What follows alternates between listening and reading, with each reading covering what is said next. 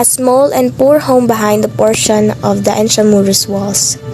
There are two wooden boxes on either side of the doorway. At left is an acacia tree with a wooden bench under it. Mario enters from the street at the left. He is in his late 20s, dressed in old and worn out and with hair that seems to have been uncut for weeks. He puts his lunch bag on the bench, sits down, removes his shoes and puts them beside his lunch bag.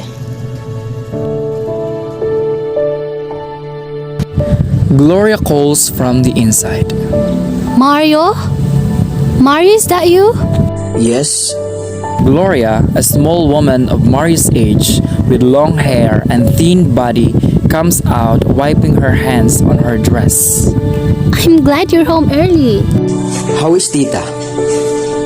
Don't wake her up, Mario. She's tired. She's been crying all day. Has she been eating well? She wouldn't eat even a mouthful of lugaw. I'll buy her some biscuits. Maybe she'll eat them. I'll take some money. Gloria, wait a minute! Hey, what's the matter? Why are you suddenly so touchy? Who would it be? I'm talking to you about the child and you bother me by searching my pockets. I wish you'd think more of our daughter. My God, wasn't I think of her? Why do you think I need some money? To buy me pretty dress? Or see a movie? Lower your voice. You'll make the child up. All I want is a little money to buy her something to eat. She hasn't eaten anything all day. That's why I was bothering you. I'm sorry, Gloria. It's alright, Mario. Now, may I have some of the money? Money? I don't have any. Not right now. Today is payday, Mario. Yes, but But what? Where's your pay for the week? I don't have it. What? I waited for you the whole day and you tell me? Then I have nothing. Nothing.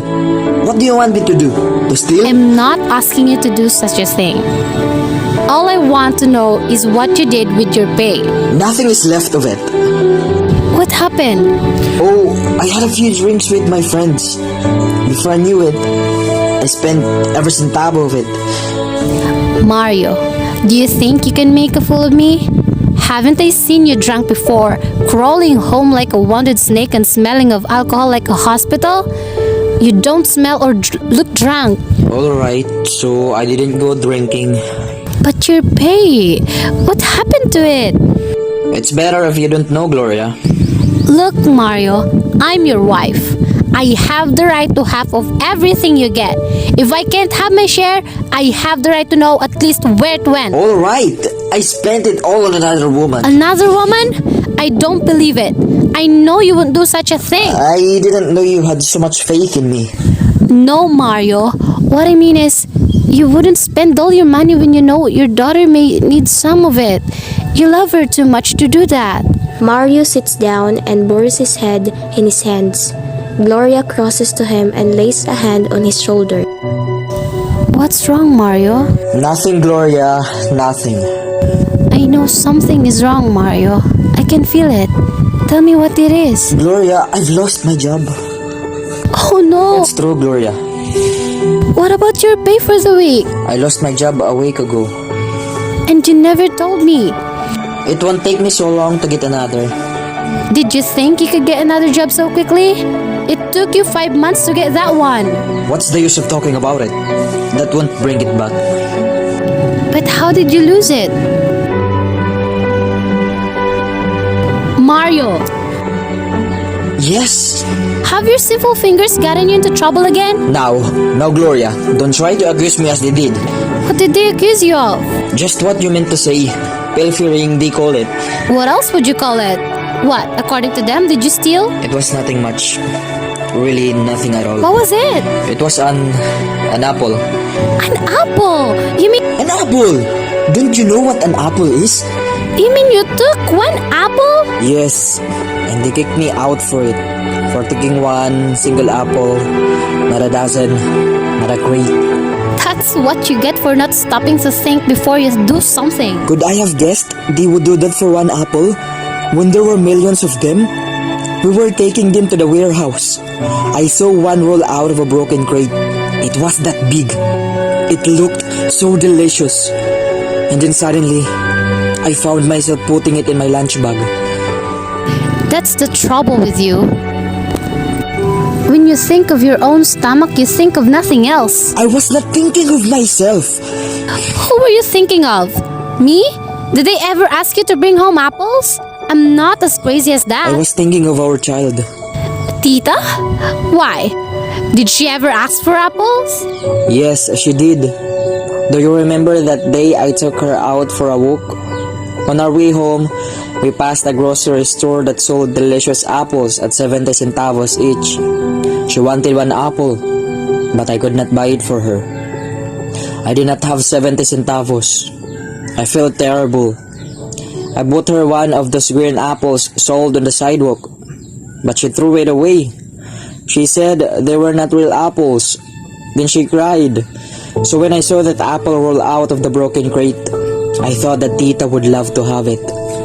She should have tried to bring home pandesal, rice, or milk, and not those delicious apples.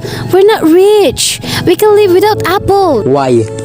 Did God create apple trees to bear fruit for the rich alone? Didn't He create the whole world for everyone? That's why I tried to bring the apple home for Tita. When we brought her into this world, we promised her everything. She has the right to have everything in life. Where is the apple you valued so much? Is it here? No, it isn't here. They kept it as evidence. So for just an apple, you lost a job you need so much. I wouldn't mind losing 1,000 jobs for an apple for my daughter. See? You lose your job trying to steal an apple and you'll also lose the apple. Gloria puts away the shoes and the lunch bag. She sits on her steps and remains silent for a time. Stealing an apple. That's too small a reason to kick a poor man out of work. You should ask them to give you second chance, Mario. They won't do that. Why not? Can't you see? They had been waiting for me to make a slip like that. They've wanted to throw me out for any reason so they can bring in their own men. You should complain. Suppose I did. What would they do? They would dig up my police record. But Mario, that was so long ago. Why would they dig that up? They will do anything to keep me out. But don't you worry. I'll find another job. It isn't really so hard to look for a job nowadays. You know, I've been job hunting for a week now, and I think I have found a good job. There you go, lying again. Believe me, I'm not lying this time. You're always lying. I can tell when you're telling the truth. In fact, I'll see someone tonight who knows of a company that needs a night watchman. Are you only trying to make me feel better, Mario? No, Gloria. I knew God wouldn't let us down. I'll pray tonight and ask Him to let you have that job. But Mario, would it mean that you'd have to stay out all night? That would be alright. I can always sleep during the day. What I mean is, it will be different when you aren't by my side at night. Oh, but I think I'll get used to it. Why don't you go see this man right now? Anyway, you don't have anything to do tonight. Don't you think it's wise to see him as early as you can? Yes, I think I'll do that. Gloria crosses to the steps to get his shoes, followed by Mario. Here, Mario. Put this on and go. I'll stay up and wait for you. No, Gloria. You must not wait for me. I may be back quite late. Alright, but I doubt if I sleep a wink until you return. Gloria comes up to him after he finishes and tries to hug him, but he pushes her away. Suddenly confused, he sits on the steps. Gloria sits beside him and holds his hands. Mother was wrong about you. You know, before we got married, she used to tell me, Gloria, you'll commit the greatest mistake of your life if you marry that good-for-nothing loafer. You can't make him any straighter than you could a crooked wire with your bare hands. Oh, I wish you were alive now. She would have seen how much you've changed. She sees someone behind the tree, Pablo. He has been watching them for a time. He is an older than Mario, evil-looking and well-dressed. How romantic. Suddenly weakened, Mario starts to fidget. This is an uncomfortable silence as Gloria rises and walks to center, her eyes burning with hate. Pablo lights a cigarette, never taking his eyes off her.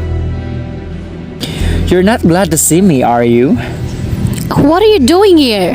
What do you want? Say, is that the way you receive a friend who has come to visit? We don't care for your visit. You haven't changed a bit, Gloria. Not a bit. Neither have you. I can see.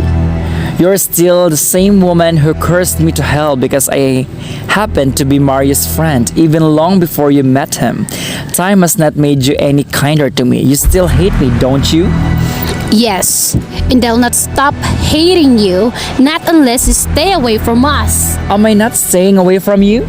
Then why are you here? God, can I come to see you now and then to see if life has been kind to you? We were doing well until you showed up.